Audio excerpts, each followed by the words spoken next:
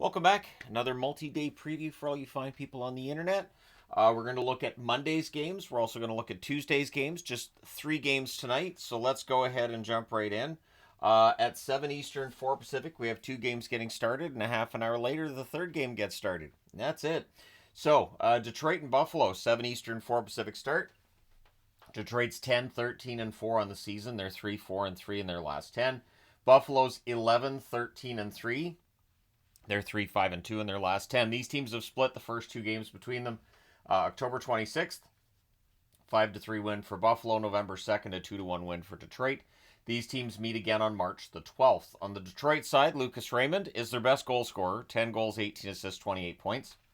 But Marco Kasper is one to keep an eye on. He's been prominent recently. 2 goals, 5 assists, 7 points. At some point, I think he's going to start getting those goals. On the Buffalo side, Alex Tuch, 8 goals, 16 assists, 24 points. Very, very reliable scorer for them. And Zucker's been good too. He's fit in. 5 goals, 12 assists, 17 points for him so far. 7 Eastern, 4 Pacific start between Chicago and the New York Rangers. Chicago's 8, 17, and 2 on the season. They're 2, 7, and 1 in their last 10. The Rangers are 14, 11, and 1. They're 3 and 7 in their last 10. So somebody has to win this one. This is the first of 2 meetings. They'll meet again on January the 5th.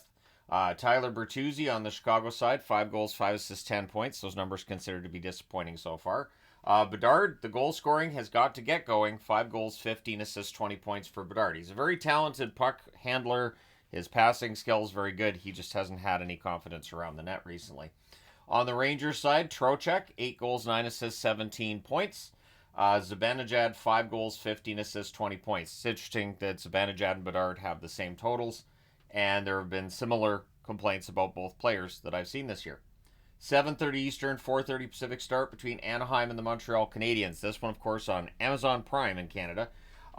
This is the first of 2 meetings. They'll meet again February the 2nd. On the Anaheim side, they're 10, 12, and 3. They're 5, 4, and 1 over their last 10. The Montreal Canadiens 10, 14, and 3. They're also 5, 4, and 1 over their last 10 games. Leo Carlsson, 6 goals, 5 assists, 11 points for Anaheim thus far. Alex Killorn, 4 goals, 6 assists, 10 points. Not the goal scorer that he was years back, but how many of us are? On the Montreal side, Caulfield, 17 goals, 8 assists, 25 points for him. And Yoel Armia, 3 goals, 8 assists, 11 points. And Armia, very solid bottom 6 option for the Montreal Canadiens, who will be at the Four Nations tournament. All right, and let's get into Tuesday's games. There are 11 altogether. There are 4 starting at 7 Eastern, 4 Pacific, 1 a half an hour later, 2 a half an hour after that, and then we've got some later starts as well. So it's going to be busy, not something that's impossible to follow. 7 Eastern, 4 Pacific start between the Toronto Maple Leafs and the New Jersey Devils. This is the second of 3 meetings on October 10th. Toronto won 4-2. These teams will meet again on January the 16th. Toronto 16, 9, and 2 overall. They're 7 and 3 in their last 10. The New Jersey Devils 18, 10, and 2. 6 and 4 over their last 10. William Nylander, 17 goals, 11 assists, 28 points for him.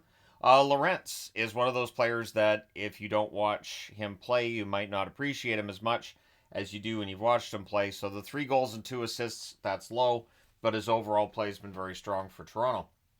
On the New Jersey side, Jesper Bratt, 13 goals, 24 assists, 437 points.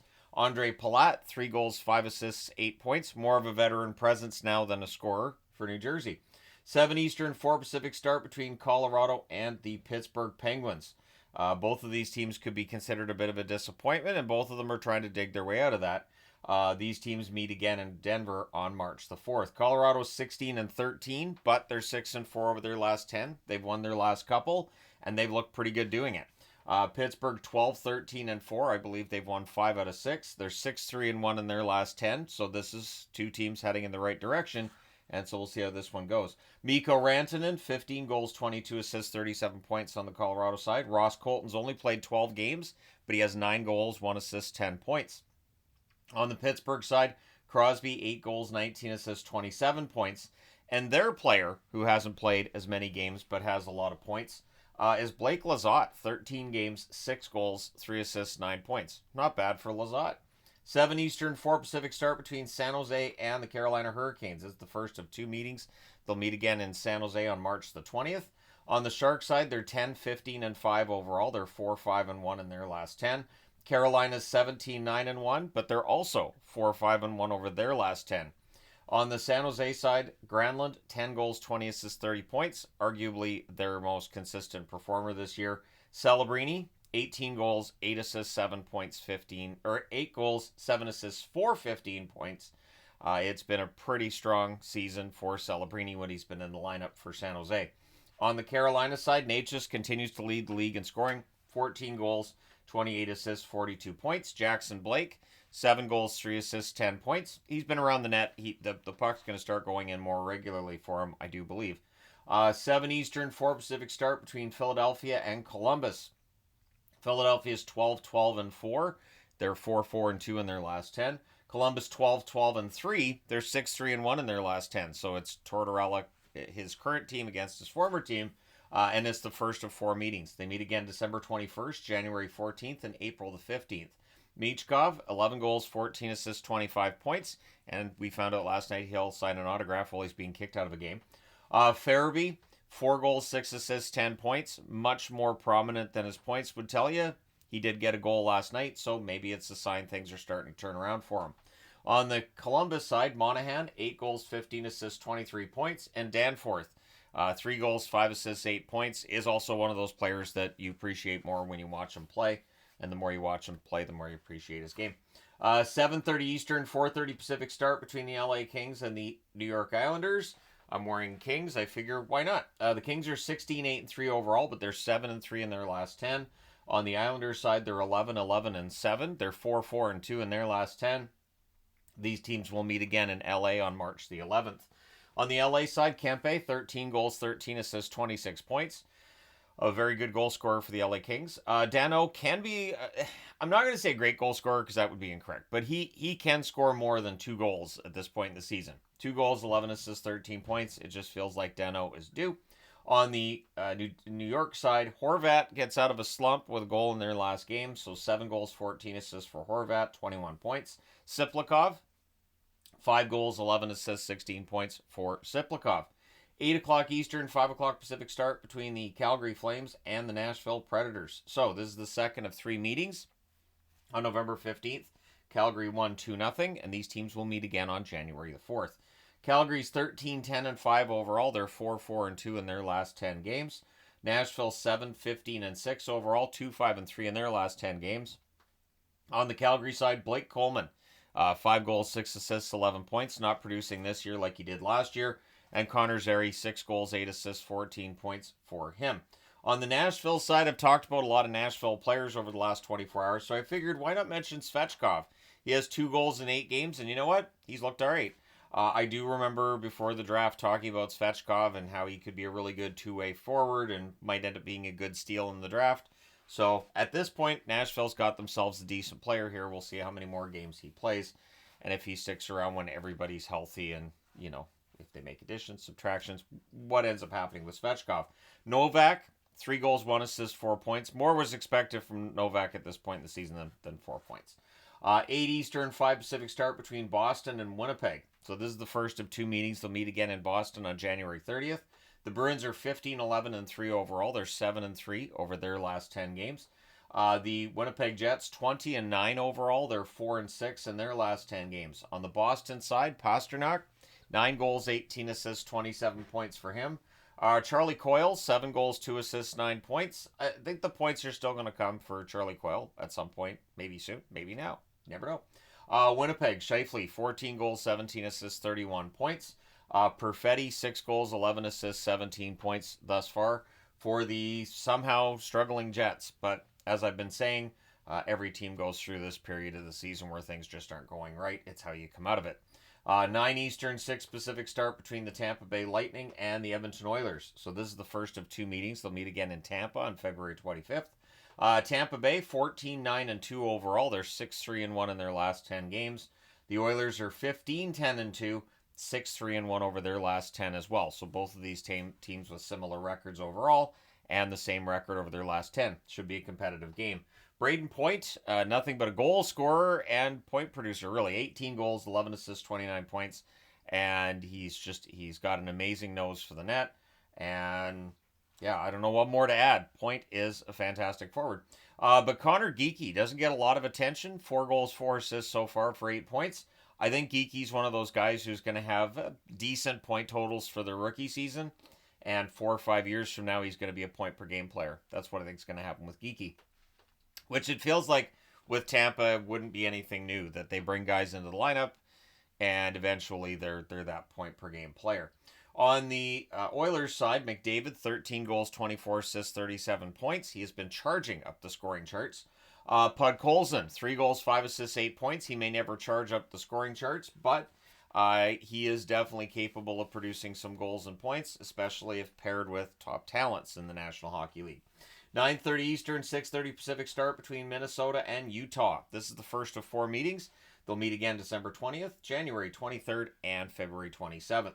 Minnesota's 18-5-4 overall. They're 7-2-1 over their last 10 games. Utah, 12-11-4. They're 5-4-1 over their last 10 games. On the Minnesota side, Logan Cooley, 7 goals. Nope. That would actually be incorrect. I got these switched. Kaprizov for Minnesota, 17 goals, 25 assists, 42 points. I thought I was awake. I was wrong. Hartman, 4 goals, 3 assists, 7 points. Hartman should probably be producing a little bit better. Hey, maybe I traded Kaprizov and Hartman for Cooley and Michelli. There you go. I'm not switching the Magnets either, because then that makes Minnesota the home team, which would be incorrect. So on the Utah side, Cooley, 7 goals, 15 assists, 22 points. And Michelli, a player who, if you watch enough games, you're probably, yelling at the TV a little bit to shoot the puck a little more. If you watch Utah games or used to watch Arizona games. Michelli, the 3 goals, 7 assists, 10 points. I do hope he shoots the puck more than he does. And get some more goals. So apologies, but yeah, they've got them on the wrong sides. 10 o'clock Eastern, 7 o'clock Pacific start between St. Louis and Vancouver. So this is the first of 3 meetings. They meet again January 27th and March the 20th. The St. Louis Blues are 13-13-2. They're 5-4-1 over their last 10. Vancouver's 14-8-7. They're 5-4-1 over their last 10. On the St. Louis side of things, Holloway coming off of what had to be an emotional game against Edmonton, but he had a good game against Edmonton as well. 9 goals, 8 assists, 17 points. Might be due for another goal. Thomas has played 16 games. He's got 16 points. 4 goals, 12 assists in those 16 games. On the Vancouver side, Garland, 8 goals, 15 assists, 23 points. I think from start of the season till now, probably their most consistent forward. And Kiefer Sherwood, 8 goals, 6 assists, 14 points. Has never met a player he's not willing to hit, has a lot of energy, and he's on pace for some goals this year. So pretty excellent pickup by Vancouver in the offseason, and a pretty popular player with the fandom as well. 10 Eastern, 7 Pacific start between Florida and the Seattle Kraken. So this is the first of 2 meetings. They'll meet again on February 22nd in Florida. 17-9-2 is the record for Florida right now. They're 5-4-1 in their last 10. Seattle's 14-14-1. They're 5-5 over their last 10. They're coming off of what I would think should be considered a pretty successful road trip. So Florida, 10 goals, 20 assists, 30 points from Matthew Tkachuk. And Bennett, 13 goals, 13 assists, 26 points. Bennett never did sign that extension. There was all that talk about, they're going to have a Bennett extensions incoming. Never did happen. So he's still a pending UFA as far as I know. Shane Wright, 7 goals, 4 assists, 11 points. Puck started going in the net for Shane Wright recently. He's been better since he was healthy scratched by the team. And McCann, 10 goals, 13 assists, 23 points. Feels like he's been colder lately. Could use some heating up from him offensively. But it should be a fun game. Let me know your thoughts and your picks in the comment section below as always. And again, apologies for that. I'll just blame the entertainment guy. I'll just put it right on there. How does that sound? TEG's fault and just an arrow and an arrow. I think it's weird that him and I have the same handwriting too. I think that's just really bizarre. But you never see us together, do you? Anyways, let me know your thoughts. Hit like and subscribe if you haven't done so already. And thank you guys so much for all your support as always. I will talk to you again soon.